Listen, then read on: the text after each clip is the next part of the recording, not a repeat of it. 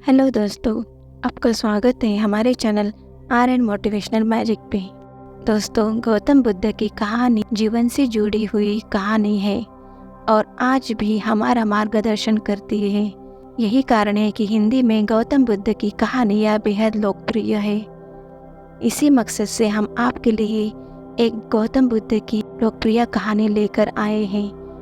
यह हम सबके जीवन से जुड़ी हुई कहानी है। हमें उम्मीद है कि गौतम बुद्ध की ये कहानी आपको पसंद आएगी। एक बार की बात है, महात्मा गौतम बुद्ध के शिष्य आनंद कहीं जा रहे थे। रास्ते में उन्होंने देखा कि व्यक्ति एक चट्टान पर बैठकर रो रहा था। वे उसके पास गए और बोले, क्या बात है, तुम कौन हो और क्यों रो रहे हो? आनंद की बात सुनकर वह अपने आंसू पोंछता हुआ बोला, मैं पास के गांव का रहने वाला एक बदनसीब व्यापारी हूँ। मैं जो भी काम करता हूँ वह बिगड़ जाता है। व्यापार के चक्कर में मैंने अपनी पत्नी के गहने गंवा दिए। मैंने अपने परिवार को भी खो दिया, यहाँ तक कि मेरा घर भी गिरवी पड़ा है। मुझे लगता है कि मैं किसी काम का नहीं हूँ, मेरी किस्मत ही खराब है। उसकी बात सुनकर आनंद बोले, किसने कहा कि तुम्हारी किस्मत खराब है? जरा मैं भी तो जानो कि तुम्हारी किस्मत में क्या खराबी है। वह व्यक्ति बोला, पहले मैं खेती करता था, पर हर साल उसमें घाटा होता था। कभी सूखा पड़ जाता था तो कभी ज़्यादा बारिश के कारण फसल बर्बाद हो जाती थी। इससे परेशान होकर मैंने व्यापार करने का निश्चय किया। मैंने पत्नी के गहने बेचकर अपना व्यापार शुरू किया, लेकिन मेरा व्यापार नहीं चला। शुरू में परिवार वालों ने मेरा साथ दिया, लेकिन जैसे जैसे मुझे नुकसान होने लगा, मेरे परिवार वाले भी मुझसे दूर हो गए। मैं यह सब उनके लिए ही कर रहा था, लेकिन अब वे लोग मुझे देखकर नज़रें फेर लेते हैं और मुझे ही मेरे परिवार का दुर्दशा का जिम्मेदार ठहराते हैं। उस व्यक्ति ने एक लंबी सांस ली और फिर बोला, मेरा एक मित्र है, उसने भी मेरे साथ व्यापार शुरू किया था। उसका व्यापार अच्छा चल रहा है। वह जब भी मेरे घर आता है तो अपनी सफलता की कहानियाँ सुनाता है। उसकी बातें सुनकर मेरे घर वाले भी कहते हैं कि उसे देख और कुछ सीख। हमें तो लगता है कि तेरे वश का कुछ भी नहीं है। उन लोगों की बातें सुनकर अब तो मुझे भी लगने लगा है कि शायद मेरे वश का कुछ भी नहीं है। अब तो मुझे अपना जीवन ही व्यर्थ लगने लगा है। मेरे मन में ख्याल आता है कि अपना जीवन समाप्त कर लूं। मैं यहाँ आया भी इसी इरादे से था, लेकिन हिम्मत नहीं कर पाया, इसलिए यहाँ एकांत में बैठा रो रहा था। आनंद बोले, तो ये बात है। वैसे क्या तुम इसके अलावा कुछ और भी कहना चाहते हो? एक और मेरा हर काम खराब हो जाता है। दूसरी ओर मेरा मित्र है जो हर समय में मुझे नीचा दिखाने का प्रयत्न करता रहता है। मुझे समझ में नहीं आता कि मैं क्या करूं। आनंद बोले, क्या तुम अपने मित्र की बातें सुनकर दुखी हो जाते हो? हाँ, मैं उसकी बातें सुनकर स्वयं दुखी हो जाता हूँ, उस व्यक्ति ने जवाब दिया। आनंद ने पूछा, तुम्हें किस बात का दुख होता है, अपने असफल होने का या फिर मित्र के सफल होने का? उनका सवाल सुनकर वह व्यक्ति एक पल के लिए सोच में पड़ गया। फिर वह बोला, अगर सच कहूँ तो मुझे अपने असफल होने का उतना दुख नहीं होता है जितना कि मित्र के सफल होने का होता है।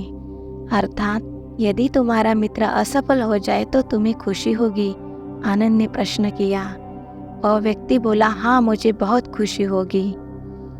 इसका मतलब है कि तुम्हारी खुशी तुम्हारे मित्र पर निर्भर है। आनंद बोले, अगर वह चाहे तो तुम्हें खुश कर सकता है और अगर वो चाहे तो तुम्हें दुखी कर सकता है। तुम स्वयं से न तो खुश हो सकते हो और ना ही दुखी हो सकते हो, अर्थात तुम अपने मित्र के गुलाम हो गए हो, इसलिए तुम्हारा कुछ नहीं हो सकता। ऐसा न कहे महात्मा, उस व्यक्ति ने हाथ जोड़ दिए। आपकी बातें सुनकर मुझे कुछ आशा लग रही थी।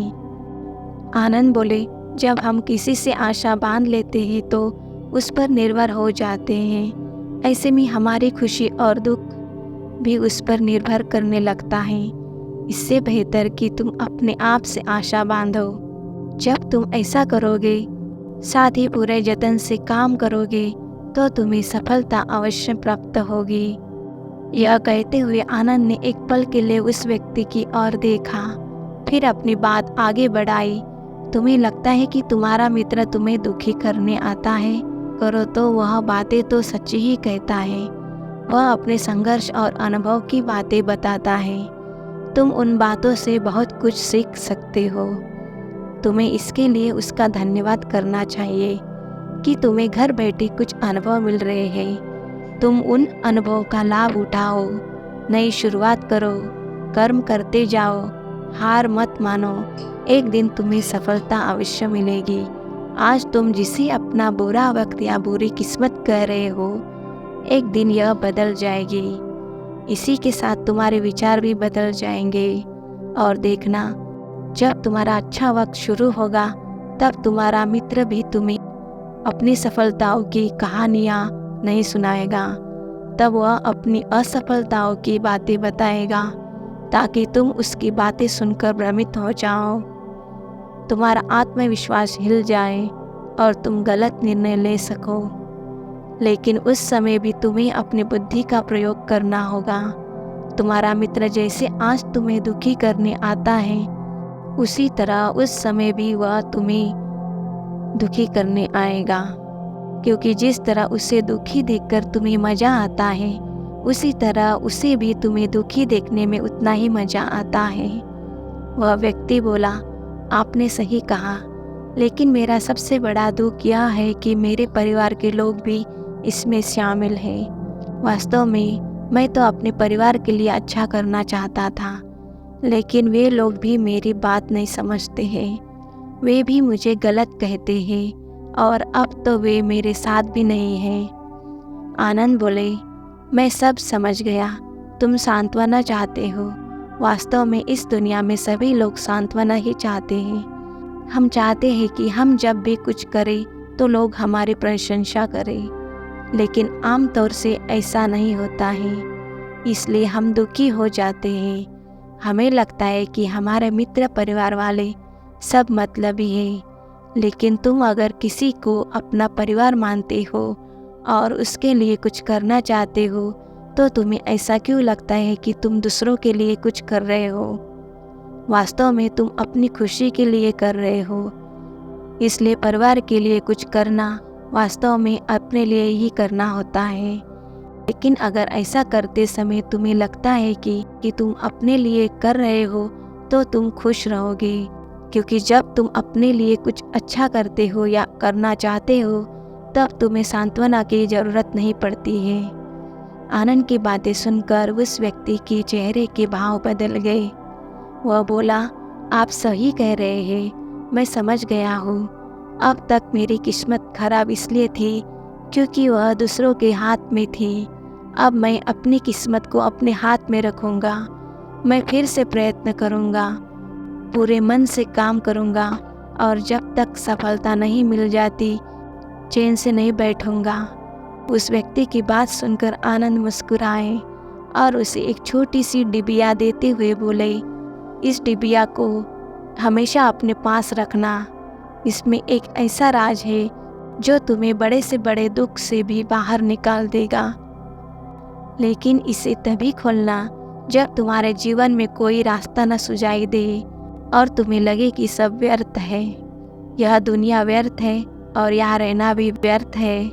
उस व्यक्ति ने आनंद को धन्यवाद दिया और डिबिया लेकर चला गया। उसने नए उत्साह के साथ फिर से अपना व्यापार शुरू किया। उसका व्यापार चल निकला। अपनी मेहनत और लगन के बल पर वह एक बड़ा व्यापारी बन गया। परिवार वाले भी उसके साथ आ गए और उसका जीवन हंसी खुशी बीतने लगा। अब वह भूतकाल का रोना छोड़ चुका था। वह भविष्यकाल की भी चिंता नहीं करता था, बस अपने वर्तमान को संवारने में लगा रहता था। और जो कुछ भी वह करता था, वह अपने लिए करता था, अपनों के लिए करता था। इसलिए वह प्रसन्न था। उसके जीवन में अब कोई दुख नहीं था, लेकिन वक्त हमेशा एक जैसा नहीं रहता, वह बदलता रहता है। उसके जीवन में भी बदलाव आया। एक दिन उसके राज्य पर पड़ोसी राजा ने चढ़ाई कर दी। उसने इस राज्य पर अपना कब्जा कर लिया। उसके सैनिकों ने चारों ओर लूटमार मचा दी। उन्होंने व्यापारी का सारा धन लूट लिया। उसके घर में आग लगा दी। जान बचाने के लिए उसे अपने परिवार के साथ वहाँ से भागना पड़ा। वह व्यक्ति अपने परिवार के साथ कई दिनों तक इधर उधर भटकता रहा।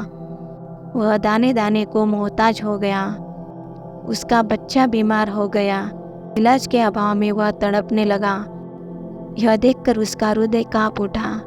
वह कैसे अपने बच्चों का इलाज कराए। उसके पास तो खाने के लिए भी पैसे नहीं थे। ऐसे में उसे एक बार फिर निराशा ने घेर लिया। उसे लगने लगा कि उसका जीवन व्यर्थ है, सारी दुनिया व्यर्थ है, किसी भी बात का कोई मतलब नहीं है। भले ही आप जीवन में कितना भी कुछ कर लो, कितने भी सफलता हासिल कर लो, पर अंततः यह जीवन समाप्त ही होता है। तो फिर ऐसे में जीवित रहने का क्या फ़ायदा? इससे तो अच्छा है कि वह अपना जीवन समाप्त कर ले। लेकिन तभी उसके दिमाग में आनंद की दी हुई डिबिया की याद आई। उसने उत्सुकता के साथ उसे खोला। डिबिया के भीतर एक पर्ची रखी हुई थी। पर्ची पर कुछ लिखा हुआ था। उसे पढ़कर उसकी आंखों के आगे छाया निराशा का अंधेरा दूर हो गया और वह मुस्कुरा पड़ा। पर्ची पर लिखा हुआ था, यह समय भी बीत जाएगा। उसने डिबिया को अपनी मुट्ठी में रख लिया और एक नई शुरुआत के लिए उठकर खड़ा हुआ। दोस्तों, अगर आप भी ऐसी परिस्थिति से गुजर रहे हैं तो निराश न हो। अपने अतीत पर शोक मत करो, ना ही भविष्य की चिंता करो। अपने वर्तमान को जियो और उसे बेहतर बनाने के लिए सच्चे मन से प्रयत्न करो। यकीन माने जल्द ही आपकी किस्मत भी बदलने वाली है। दोस्तों, अगर ये गौतम बुद्ध की प्रेरणादायी कहानी आपको पसंद आई है तो हमारे चैनल आर्यन मोटिवेशनल मैजिक को लाइक, सब्सक्राइब जरूर कीजिए। धन्यवाद।